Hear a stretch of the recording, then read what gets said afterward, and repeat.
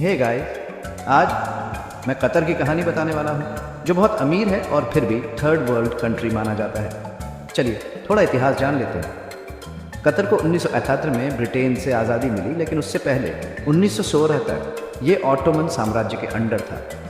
फिर ब्रिटिश आ गए और 1938 में उन्होंने कतर पेट्रोलियम कंपनी यानी QPC बनाई। दूसरे विश्व युद्ध की वजह से थोड़ा टाइम लगा, पर QPC ने अपना पहला बैरल 1941 में एक्सपोर्ट किया और बस फिर सब बदल गया। QPC के तेल से कतर माला माल हो गया।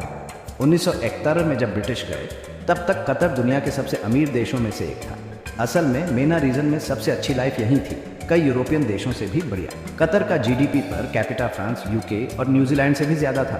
क्या कमाल का बदलाव है। आज़ादी के बाद कतर के पास 3 रास्ते थे। US ग्रुप ज्वाइन करो, सोवियत ग्रुप ज्वाइन करो या किसी के साथ मत जाओ। और पता है क्या, कतर ने तीसरा रास्ता चुना। 1978 में वो नॉन अलाइंड मूवमेंट का मेंबर बन गया। इतनी दौलत के साथ ये बहुत बड़ा फैसला था। अब 1990 के दशक की बात करते हैं। कतर खूब फल फूल रहा था, कोई इनकम टैक्स नहीं, फ्री पेट्रोल और बहुत ही बढ़िया जिंदगी। 2014 तक ये दुनिया का सबसे अमीर और मेना रीजन का सबसे डेवलप्ड देश था।